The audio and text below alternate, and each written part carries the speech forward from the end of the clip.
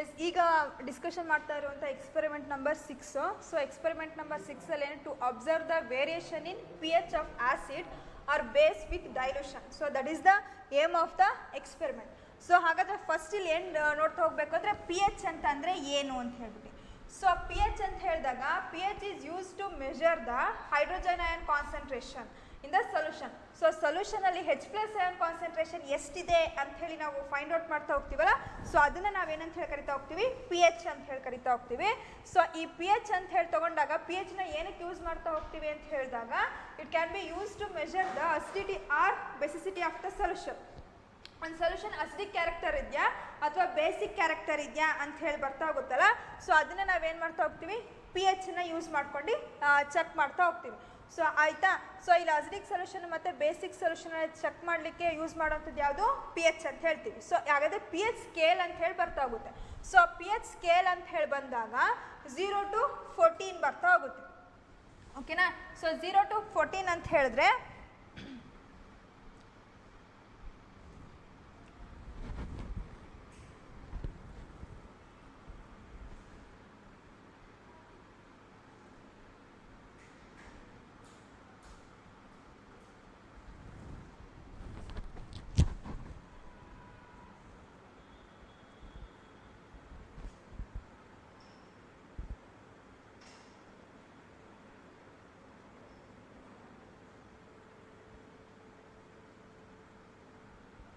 ಆಯಿತಾ, ಇದನ್ನು ನಾವು ಪಿ ಎಚ್ ಸ್ಕೇಲ್ ಅಂತ ಹೇಳಿ ಕರಿತಾ ಹೋಗ್ತೀವಿ. ಅಂದರೆ ಅಲ್ಲಿ 0 to 14 ಇದೆ, ನಾನು 12ವರೆಗೂ ಮಾತ್ರ ಮೆನ್ಷನ್ ಮಾಡಿದ್ದೀನಿ, ಸ್ಪೇಸ್ ಆಗಿಲ್ಲ ಅಂಥೇಳಿ.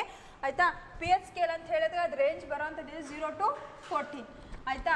ಸೊ 7 ಇದೆ ಅಂತ ಹೇಳಿದ್ರೆ ಅದನ್ನು ನಾವು ನ್ಯೂಟ್ರಲ್ ಅಂತ ಹೇಳಿ ಕನ್ಸಿಡರ್ ಮಾಡ್ತಾ ಹೋಗ್ತೀವಿ. ಓಕೆನಾ. ಹಾಗಾದರೆ ಪಿ ಎಚ್ 0 to 7 ಒಳಗೆ ಲೆಸ್ ದ್ಯಾನ್ 7 ಇದೆ ಅಂತ ಹೇಳಿದಾಗ ಅಸಿಡಿಕ್ ಕ್ಯಾರೆಕ್ಟರ್ ಬರ್ತಾ ಹೋಗುತ್ತೆ. ಆಯಿತಾ. ಸೊ ಅದೇ ರೀತಿಯೇ 7 ಇಂದ ಮೇಲೆ P H is greater than 7 ಅಂತ ಹೇಳಿದಾಗ ಅದು ಬೇಸಿಕ್ ಕ್ಯಾರೆಕ್ಟರ್ಗೆ ಬರ್ತಾ ಹೋಗುತ್ತೆ. ಓಕೆನಾ. ಸೊ ಇಲ್ಲಿ 0 to 1, 2 ಇದೆ ವ್ಯಾಲ್ಯೂಸ್ ಅಂತ ಹೇಳಿದಾಗ ಅದೇನಾಗಿರುತ್ತೆ, they are strongly acidic in nature ಅಂತ ಹೇಳಿ ಗೊತ್ತಾಗ್ತಾ ಹೋಗುತ್ತೆ. 3 and 4 ಅಂತ ಹೇಳಿ ಬಂದಾಗ ಮಾಡ್ರೇಟ್ಲಿ ಅಸಿಡಿಕ್ ಇನ್ ನೇಚರ್ ಅಂದರೆ ಮೀಡಿಯಮ್ ಆಗಿದೆ ಅಂತ ಹೇಳಿ. 5, 6, 7 ಬರ್ತಿದೆ ಅಂತ ಹೇಳಿದಾಗ ಅದು they are weekly acidic in nature ಅಂತ ಹೇಳಿ ಕರಿತಾ ಹೋಗ್ತೀವಿ. ಆಯಿತಾ. ಸೊ ಅದೇ ರೀತಿಯೇ 8, 9 ಅಂತ ಹೇಳಿ ಬಂದಾಗ 8, 9, 10 ಬರ್ತಿದೆ ಅಂತ ಹೇಳಿದಾಗ they are weekly basic in nature ಅಂತ ಹೇಳಿ ಕರಿತಾ ಹೋಗ್ತೀವಿ.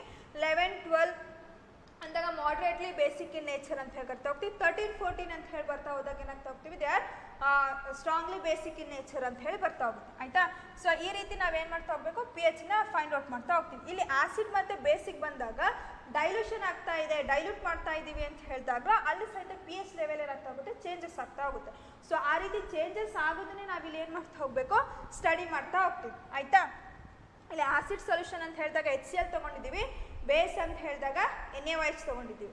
ಸೊ ಆಸಿಡ್ ಸೊಲ್ಯೂಷನಿಗೆ ನೀವು ಬಂದಾಗ ಏನು ಮಾಡ್ತಾ ಹೋಗ್ತೀರಾ ಅಂತ ಹೇಳಿದ್ರೆ ಅದೇ ರೀತಿ ಡೈಲ್ಯೂಷನ್ ಮಾಡ್ತಾ ಹೋದಾಗ ಏನಾಗ್ತಾ ಹೋಗುತ್ತೆ, ಅಲ್ಲಿ ಕಲರು ಚೇಂಜಸ್ ಆಗ್ತಾ ಹೋಗುತ್ತೆ.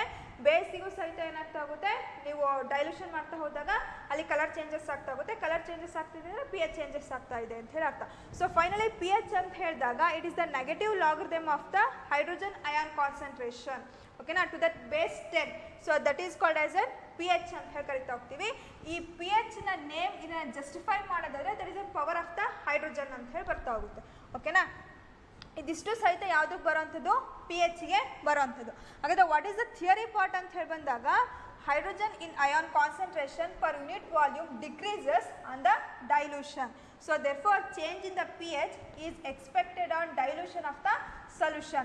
ಅಂತ ಹೇಳಿದ್ರೆ ನಾವು ಹೈಡ್ರೋಜನ್ ಅಯಾನ್ ಕಾನ್ಸಂಟ್ರೇಷನ್ ಅಂತ ಹೇಳಿದಾಗ ಒಂದು ಟೆಸ್ಟ್ ಟ್ಯೂಬಲ್ಲಿ ಒಂದು ಅಮೌಂಟ್ ತೊಗೊಂಡಿರ್ತೀವಿ. ನೆಕ್ಸ್ಟ್ ಇನ್ನೊಂದು ಟೆಸ್ಟ್ ಟ್ಯೂಬಲ್ಲಿ ತೊಗೊಂಡಾಗ ಅದಕ್ಕೆ ಸ್ವಲ್ಪ ನೀವು ವಾಟರ್ನ ಹಾಕಿದ್ದೀರಾ ಅಂತ ಡೈಲ್ಯೂಟ್ ಆಗಿದೆ ಅಂತ ಹೇಳಿ ಅರ್ಥ. ಡೈಲ್ಯೂಟ್ ಆಗ್ತಾ ಹೋದಾಗ್ಲೂ ಸಹಿತ ಹೈಡ್ರೋಜನ್ ಅಯಾನ್ ಕಾನ್ಸಂಟ್ರೇಷನ್ ಏನಾಗ್ತಾ ಹೋಗುತ್ತೆ, ಡಿಕ್ರೀಸ್ ಆಗ್ತಾ ಹೋಗುತ್ತೆ. ಸೊ ಡಿಕ್ರೀಸ್ ಆಗ್ತಾ ಇದೆ ಅಂತ ಹೇಳಿದಾಗ ಅಲ್ಲಿ ಪಿ ಎಚ್ ಏನಾಗ್ತಾ ಹೋಗುತ್ತೆ, ಚೇಂಜಸ್ ಆಗಿದೆ ಅಂತ ಹೇಳಿ ಅರ್ಥ. ಓಕೆನಾ. ಸೊ ಅದು ಆ್ಯಸಿಡಲ್ಲೂ ಮಾಡ್ತಾ ಹೋಗ್ತೀವಿ ಆ್ಯಂಡ್ ದೆನ್ ಬೇಸಲ್ಲೂ ಮಾಡ್ತಾ ಹೋಗ್ತೀವಿ. ಸೊ ಹಾಗಾದರೆ ಆ ಎಕ್ಸ್ಪೆರಿಮೆಂಟ್ ನಾವು ಯಾವ ರೀತಿ ಮಾಡ್ತಾ ಹೋಗ್ತೀವಿ ಅಂತ ಹೇಳಿ ತೊಗೊಂಡಾಗ HCl ನಾವು ಇಲ್ಲಿ ಬೇಕಾಗಿರುವಂಥ ರಿಕ್ವೈರ್ಮೆಂಟ್ಸ್ ಬಂದಾಗ ಏನು ಬರ್ತಾ ಹೋಗುತ್ತೆ, ಟೆಸ್ಟ್ ಟ್ಯೂಬ್ಸ್ ಬೇಕಾಗ್ತಾ ಹೋಗುತ್ತೆ ಆ್ಯಂಡ್ ಟೆಸ್ಟ್ ಟ್ಯೂಬ್ ಸ್ಟ್ಯಾಂಡ್ ಬೇಕಾಗ್ತಾ ಹೋಗುತ್ತೆ. ಅದರಲ್ಲಿ ರಿಕ್ವೈರ್ಮೆಂಟ್ಸ್ ಅಂತ ಹೇಳಿ ತೊಗೊಂಡಾಗ 0.1 ಮೋಲಾರ್ HCl ಸೊಲ್ಯೂಷನನ್ನು ಪ್ರಿಪೇರ್ ಮಾಡ್ತಾ ಹೋಗ್ತೀವಿ ಆ್ಯಂಡ್ 0.1 ಮೋಲಾರು NaOH ಸೊಲ್ಯೂಷನ್ನ ಪ್ರಿಪೇರ್ ಮಾಡ್ತಾ ಹೋಗ್ತೀವಿ. ಸೊ HCl ಸೊಲ್ಯೂಷನ್ ಅಂತ ಹೇಳಿದಾಗ ಹೈಡ್ರೋಕ್ಲೋರಿಕ್ ಆ್ಯಸಿಡ್ ಬರ್ತಾ ಹೋಗುತ್ತೆ, ಅಂದರೆ ಅದು ಆ್ಯಸಿಡು. ಬೇಸಿಕ್ ಅಂತ ಹೇಳಿದಾಗ NaOH ಸೊಲ್ಯೂಷನ್ ಬರ್ತಾ ಹೋಗುತ್ತೆ. ಅದ್ರದ್ದು ಸಹಿತ ಸ್ಟ್ರೆಂತ್ 0.1 ಮೋಲಾರ್ ಬರ್ತಾ ಹೋಗುತ್ತೆ. ಸೊ ಹಾಗಾದರೆ ಎಕ್ಸ್ಪೆರಿಮೆಂಟ್ ನಾವು ಯಾವ ರೀತಿ ಮಾಡ್ತಾ ಹೋಗ್ತೀವಿ ಅಂತ ಹೇಳಿದ್ರೆ 4 ಟೆಸ್ಟ್ ಟ್ಯೂಬ್ ತೊಗೊಂಡಿರ್ತೀವಿ, A B C D ಅಂತ ಹೇಳಿ ನೇಮಿಂಗ್ ಮಾಡ್ತಾ ಹೋಗ್ತೀವಿ. ಸೊ ಫಸ್ಟ್ ಟೆಸ್ಟ್ ಟ್ಯೂಬ್ ಏನು A ಬರ್ತಾ ಹೋಗುತ್ತಲ್ಲ ಅದಕ್ಕೆ 2 ml 0.1 ಮೋಲಾರು ಹೈಡ್ರೋಕ್ಲೋರಿಕ್ ಆ್ಯಸಿಡ್ನ ಆ್ಯಡ್ ಮಾಡಿರ್ತೀವಿ. ಓಕೆನಾ. ನೆಕ್ಸ್ಟ್ ಸೆಕೆಂಡ್ ಟೆಸ್ಟ್ ಟ್ಯೂಬಿಗೆ ಬಂದಾಗ 0.1 ಮೋಲಾರ್ HCl 2 ml ಆ್ಯಡ್ ಮಾಡ್ತೀವಿ. ಆ 2 mlಗೆ 18 ml ವಾಟರ್ನ ಆ್ಯಡ್ ಮಾಡ್ತಾ ಹೋಗ್ತೀವಿ. ಆಯಿತಾ. ಸೊ ವಾಟರ್ನ ಆ್ಯಡ್ ಮಾಡ್ತಿದ್ದೀವಿ ಅಂತಂದಾಗ ಅಲ್ಲಿ ಡೈಲ್ಯೂಟ್ ಆಗ್ತಿದೆ ಅಂತ ಹೇಳಿ ಅರ್ಥ. ಸೊ ಅದಾದ ನಂತರ 20 ml ಆಗಿರುತ್ತೆ ಸೆಕೆಂಡ್ ಟೆಸ್ಟ್ ಟ್ಯೂಬಲ್ಲಿ. ಅಲ್ಲಿಂದ ಮತ್ತೆ 5 mlನ ನಾನು CNO ಟೆಸ್ಟ್ ಟ್ಯೂಬಿಗೆ ಆ್ಯಡ್ ಮಾಡ್ತಾ ಹೋಗ್ತೀನಿ. ಆಯಿತಾ. ಆಮೇಲೆ ಮತ್ತೆ ಅದಕ್ಕೆ 15 ml ವಾಟರ್ನ ಆ್ಯಡ್ ಮಾಡ್ತಾ ಹೋಗ್ತೀನಿ. ಮತ್ತೆ ಇನ್ನೂ ಡೈಲ್ಯೂಟ್ ಆಗ್ತಾ ಹೋಯ್ತು. ಆಯಿತಾ. ಅದಾದ ನಂತರ ನೆಕ್ಸ್ಟ್ ಆ CNO ಟೆಸ್ಟ್ ಟ್ಯೂಬಿಂದ ಮತ್ತೆ 5 ml ತೊಗೊಳ್ತಾ ಹೋಗ್ತೀನಿ. ಈ 5 mlನ D ಟೆಸ್ಟ್ ಟ್ಯೂಬಿಗೆ ಆ್ಯಡ್ ಮಾಡಿ ಮತ್ತೆ 15 ml ಆ್ಯಡ್ ಮಾಡಿದಾಗ ಒಟ್ಟು 20 ml ಬರ್ತಾ ಹೋಗುತ್ತೆ. ಈ ರೀತಿ ಏನಾಗ್ತಾ ಹೋಗುತ್ತೆ, ಒಂದಕ್ಕಿಂತ ಇನ್ನೊಂದರಲ್ಲಿ ಡೈಲ್ಯೂಷನ್ ಏನಾಗ್ತಾ ಹೋಗುತ್ತೆ, ಜಾಸ್ತಿ ಆಗ್ತಾ ಹೋಗುತ್ತೆ. ಡೈಲ್ಯೂಷನ್ ಆಗ್ತಾ ಹೋದಾಗಲೂ ಸಹಿತ pH ಲೆವೆಲ್ ಏನಾಗ್ತಾ ಹೋಗುತ್ತೆ, ಚೇಂಜಸ್ ಆಗ್ತಾ ಹೋಗುತ್ತೆ. ಸೊ ಅದನ್ನು ನಾವು ಈ ಎಕ್ಸ್ಪೆರಿಮೆಂಟಲ್ಲಿ ನೋಡ್ತಾ ಇರೋದು. ಅದೇ ರೀತಿಯೇ ಬೇಸಿಕ್ಕಿಗೆ ಬಂದಾಗಲೂ ಸಹಿತ NaOH ತೊಗೊಂಡಿರೋದು. NaOHಗೂ ಸಹಿತ ಏನು ಮಾಡ್ತಾ ಹೋಗ್ತೀವಿ, ಇದೇ ರೀತಿ 4 ಟೆಸ್ಟ್ ಟ್ಯೂಬ್ ಬರ್ತಾ ಹೋಗುತ್ತೆ A B C D ಅಂತ ಹೇಳಿ. ಎನಲ್ಲಿ ಏನು ಮಾಡ್ತಾ ಹೋಗ್ತೀವಿ, 2 ml ಸೋಡಿಯಂ ಹೈಡ್ರಾಕ್ಸೈಡ್ ಆ್ಯಡ್ ಮಾಡ್ತೀನಿ. ಆಮೇಲೆ ಬಿಗೆ 2 ml sodium hydroxide plus 18 ml ವಾಟರ್ನ ಆ್ಯಡ್ ಮಾಡ್ತಾ ಹೋಗ್ತೀನಿ. ಆಮೇಲೆ ಮಿಕ್ಸಪ್ ಆಗಿ 20 ml ಆಗುತ್ತೆ. ಆ 20 ml ಇಂದ ಅಗೇನ್ 5 ml ತೊಗೊಂಡು C ಟೆಸ್ಟ್ ಟ್ಯೂಬಿಗೆ ಆ್ಯಡ್ ಮಾಡ್ತಾ ಹೋಗ್ತೀನಿ. ಆಮೇಲೆ 15 ml ವಾಟರ್ನ ಆ್ಯಡ್ ಮಾಡ್ತಾ ಹೋಗ್ತೀನಿ. ಆಮೇಲೆ 20 ml ಆಗಿರುತ್ತೆ, ಅದರಿಂದ 5 ml ತೆಗೆದು ಡಿಗೆ ಆ್ಯಡ್ ಮಾಡಿ ನೆಕ್ಸ್ಟು 15 ml ಆ್ಯಡ್ ಮಾಡ್ತಾ ಹೋಗ್ತೀನಿ. ಸೊ ಈ ರೀತಿ 20 ml ಎಲ್ಲ ಆಗಾದ ನಂತರ ನೆಕ್ಸ್ಟ್ ಅದಕ್ಕೆ pH ಹಾಕ್ತಾ ಹೋದಾಗ ಇನ್ನು ಇಂಡಿಕೇಟರ್ನ ಆ್ಯಡ್ ಮಾಡ್ತಾ ಹೋದಾಗ ಚೇಂಜಸ್ ಆಗ್ತಾ ಹೋಗುತ್ತೆ. ಅದನ್ನು ನಾವೇನು ಮಾಡ್ತಾ ಹೋಗ್ತೀವಿ, ಎಕ್ಸ್ಪೆರಿಮೆಂಟಲ್ ಪಾರ್ಟಲ್ಲಿ ಸ್ಟಡಿ ಮಾಡ್ತಾ ಹೋಗೋಣ. ಓಕೆ. ಹಾಂ ಎಸ್, ಆಗಲೇ ಎಕ್ಸ್ಪ್ಲೈನ್ ಮಾಡ್ತಾ ಹೋದಂಗೆ ಯಾವ ರೀತಿ ಇದನ್ನು ಏನು ಎಕ್ಸ್ಪೆರಿಮೆಂಟ್ ಮಾಡೋದು ಅಂತ ಹೇಳ್ಬಿಟ್ಟು ನಾನು ಎಕ್ಸ್ಪ್ಲೈನ್ ಮಾಡಿದ್ದೀನಿ. ಸೊ ಈಗ ಅದನ್ನು ನಾನು ಮಾಡಿ ತೋರಿಸ್ತಾ ಹೋಗ್ತೀನಿ. ಸೊ ಅಂತ ಹೇಳಿದ್ರೆ ಇಲ್ಲಿ ಏನು ಮಾಡ್ತಾ ಹೋಗ್ತೀವಿ ಅಂತ ಹೇಳಿದ್ರೆ 0.1 ನಾರ್ಮಲ್ HClನ ತೊಗೊಳ್ತಾ ಹೋಗ್ತೀವಿ. ಅದೇ ರೀತಿಯೇ 0.1 ನಾರ್ಮಲ್ NaOH ಸೊಲ್ಯೂಷನನ್ನು ಸಹಿತ ತೊಗೊಳ್ತಾ ಹೋಗ್ತೀವಿ. ಸೊ ಯಾವ ರೀತಿ ನಾವು ಟೆಸ್ಟ್ ಮಾಡ್ತಾ ಹೋಗ್ತೀವಿ ಅಂತ ಹೇಳಿದ್ರೆ 4 ಟೆಸ್ಟ್ ಟ್ಯೂಬನ್ನು ತೊಗೊಳ್ತಾ ಹೋಗ್ತೀವಿ. ಸೊ 4 ಟೆಸ್ಟ್ ಟ್ಯೂಬ್ನ ತೊಗೊಂಡಾಗ ಅದರಲ್ಲಿ ಫಸ್ಟ್ ಟೆಸ್ಟ್ ಟ್ಯೂಬಿಗೆ 2 mlನ ಆ್ಯಡ್ ಮಾಡ್ತಾ ಹೋಗ್ತೀವಿ. ಆ್ಯಂಡ್ ನೆಕ್ಸ್ಟ್ B ಟೆಸ್ಟ್ ಟ್ಯೂಬಿಗೆ ಏನು ಮಾಡ್ತೀವಿ, 2 ml ಏನು HCl ಸೊಲ್ಯೂಷನ್ನ ಆ್ಯಡ್ ಮಾಡಿ 18 ml ವಾಟರ್ನ ಆ್ಯಡ್ ಮಾಡ್ತಾ ಹೋಗ್ತೀವಿ. ಆಮೇಲೆ 18 ml ಮತ್ತು 2 ml ಎರಡೂ ಸಹಿತ ಮಿಕ್ಸಪ್ ಮಾಡಿ ನೆಕ್ಸ್ಟ್ ಇದರಿಂದ 5 ml ತೆಗ್ದು ಥರ್ಡ್ ಟೆಸ್ಟ್ ಟ್ಯೂಬಿಗೆ ಆ್ಯಡ್ ಮಾಡ್ತೀನಿ. ಆ್ಯಂಡ್ ದೆನ್ ನೆಕ್ಸ್ಟ್ ಇದಕ್ಕೆ ಮತ್ತೆ 15 ml ವಾಟರ್ ಆ್ಯಡ್ ಮಾಡ್ತಾ ಹೋಗ್ತೀನಿ. ಆಮೇಲೆ ಎರಡೂ ಸಹಿತ ಫುಲ್ ಮಿಕ್ಸಪ್ ಆದ ನಂತರ ಇದರಿಂದ ಮತ್ತೆ 5 ml ತೊಗೊಂಡು ಇದಕ್ಕೆ 5 ml ಸೊಲ್ಯೂಷನ್ನ ಆ್ಯಡ್ ಮಾಡ್ತೀವಿ, ಮತ್ತು 15 ml ವಾಟರ್ನ ಆ್ಯಡ್ ಮಾಡ್ತಾ ಹೋಗ್ತೀವಿ. ಸೊ ಇಲ್ಲಿ ಹೈಡ್ರೋಜನ್ ಅಯನ್ ಕಾನ್ಸಂಟ್ರೇಷನ್ ಏನಾಗ್ತಾ ಹೋಗುತ್ತೆ, ಡೈಲ್ಯೂಷನ್ ಆಗ್ತಾ ಆಗ್ತಾ ಹೈಡ್ರೋಜನ್ ಅಯನ್ ಕಾನ್ಸಂಟ್ರೇಷನು ಡಿಕ್ರೀಸ್ ಆಗ್ತಾ ಹೋಗುತ್ತೆ.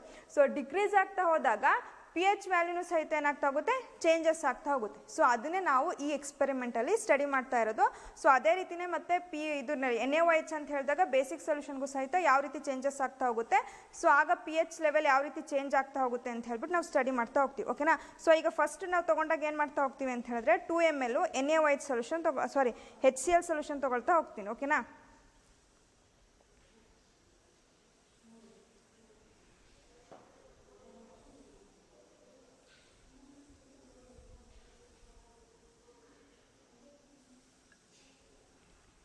ಸೊ ಫಸ್ಟ್ ಟೆಸ್ಟ್ ಟ್ಯೂಬಿಗೆ 2 ml 0.1 ನಾರ್ಮಲ್ HClನ ಆ್ಯಡ್ ಮಾಡ್ತಾ ಇದ್ದೀನಿ.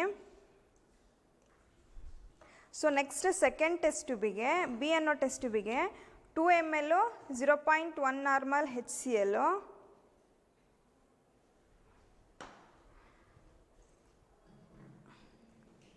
ಆ್ಯಂಡ್ 18 ml ವಾಟರ್ನ ಆ್ಯಡ್ ಮಾಡ್ತೀನಿ.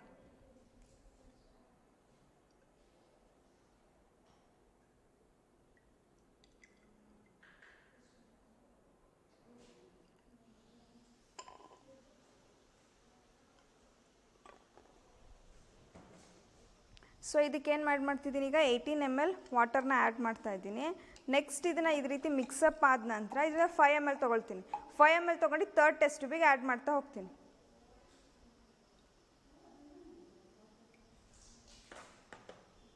ಓಕೆನಾ. ಸೊ ಆಮೇಲೆ ನೆಕ್ಸ್ಟ್ ಮತ್ತೆ ಏನು ಮಾಡ್ತಾ ಹೋಗ್ತೀವಿ, 15 ml ವಾಟರ್ನ ಆ್ಯಡ್ ಮಾಡ್ತಾ ಹೋಗ್ತೀವಿ.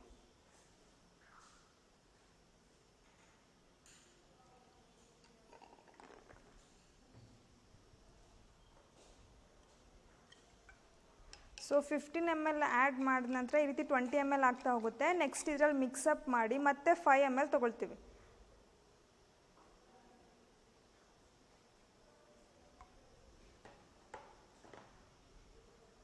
5 ml of fourth test tube add ಮಾಡಿ ಮತ್ತೆ again we add the 15 ml of water.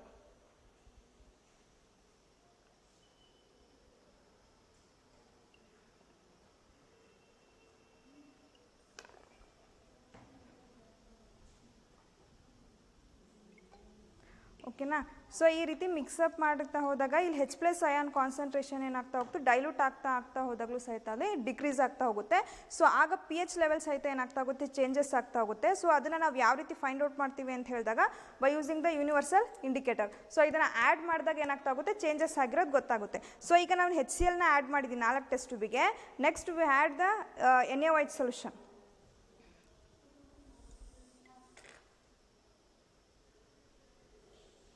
So NaOH solution ಸಹಿತ ಅದೇ ರೀತಿಯೇ ಸೇಮ್ ಥಿಂಗಲ್ಲಿ ಮಾಡ್ತಾ ಹೋಗ್ತೀವಿ. ಫಸ್ಟ್ ಟೆಸ್ಟ್ ಟ್ಯೂಬಿಗೆ 2 ml ಸೋಡಿಯಂ ಹೈಡ್ರಾಕ್ಸೈಡ್ನ ಆ್ಯಡ್ ಮಾಡ್ತೀವಿ.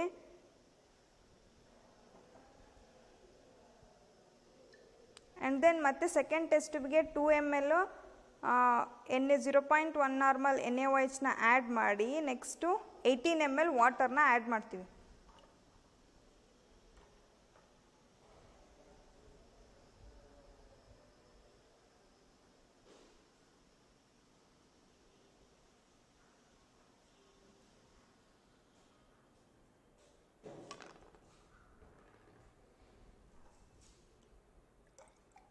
ಆಯಿತಾ. ಸೊ ಈಗ ಮತ್ತೆ ನಾವೇನು ಮಾಡ್ತೀವಿ, ಈಗ 5 ml ತೊಗೊಳ್ತೀನಿ ಇದರಿಂದ.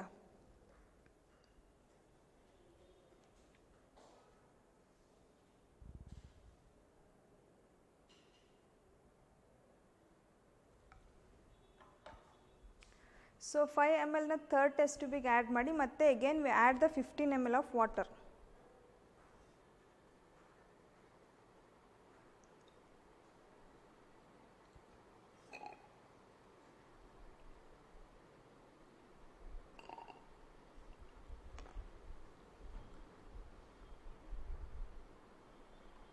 ಸೊ 15 ml ಆಫ್ ವಾಟರ್ನ ಆ್ಯಡ್ ಮಾಡಿ ಮತ್ತೆ ಇದರಿಂದ 5 ml ತೊಗೊತೀವಿ.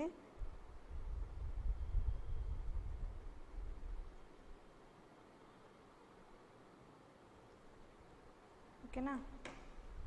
ಸೊ 5 ml ತೊಗೊಂಡು ಇದಕ್ಕೆ ಮತ್ತೆ ಏನು ಮಾಡ್ತೀವಿ, 15 ml ವಾಟರ್ನ ಆ್ಯಡ್ ಮಾಡ್ತೀವಿ.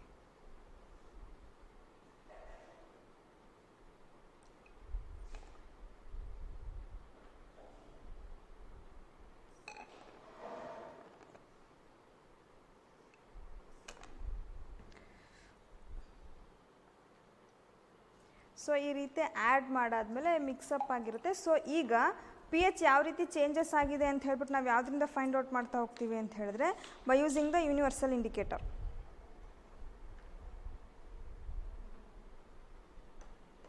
ಓಕೆನಾ.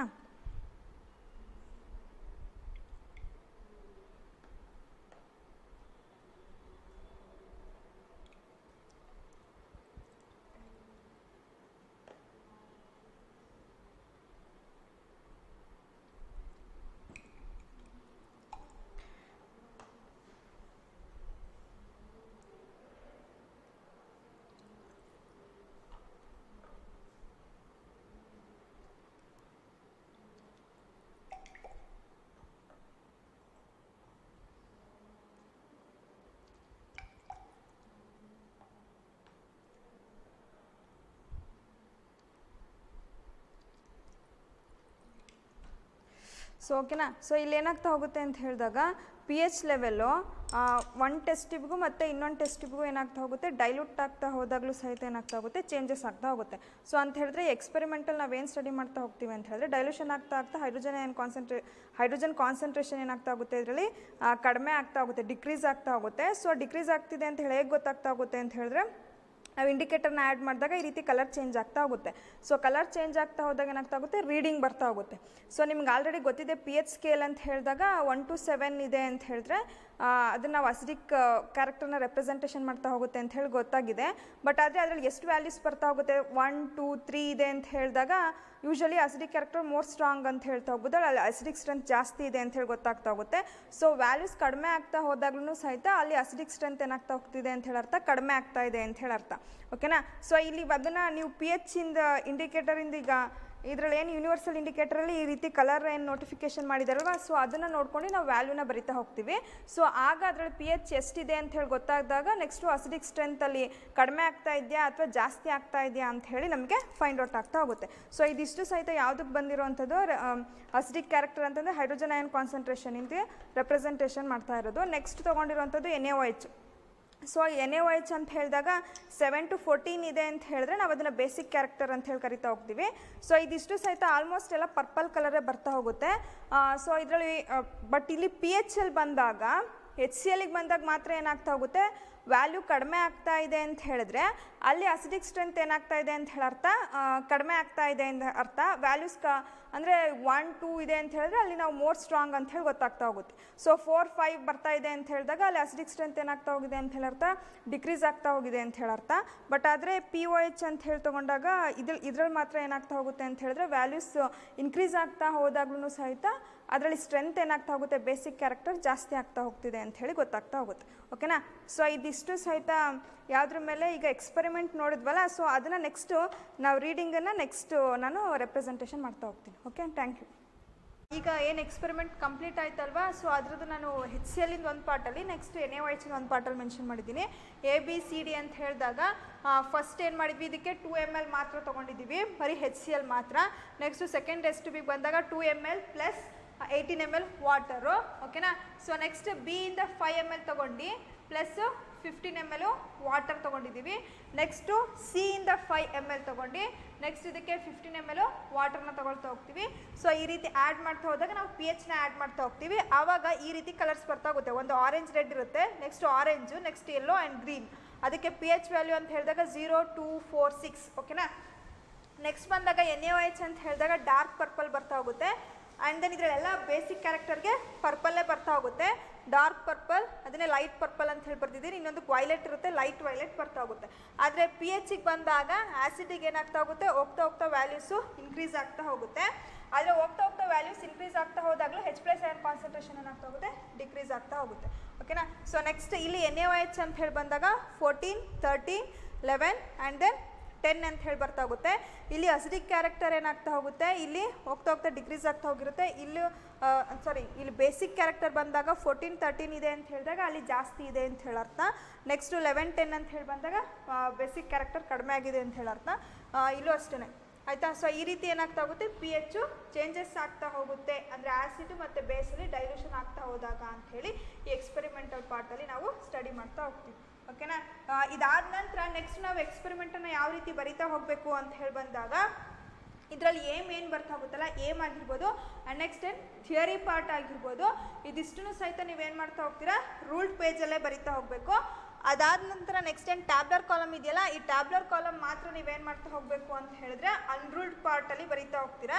ಸೊ ಇದೇ ರೀತಿಯೇ ನೀವು ಬಾಕ್ಸನ್ನು ಪೆನ್ಸಿಲಲ್ಲಿ ಹಾಕಿ ನೀಟಾಗಿ ಬರಿತಾ ಹೋಗಬೇಕು. ಯಾವುದೇ ಕಾರಣಕ್ಕೂ ರೂಲ್ಡ್ ಪೇಜಲ್ಲಿ ಬರಿಬೇಡಿ.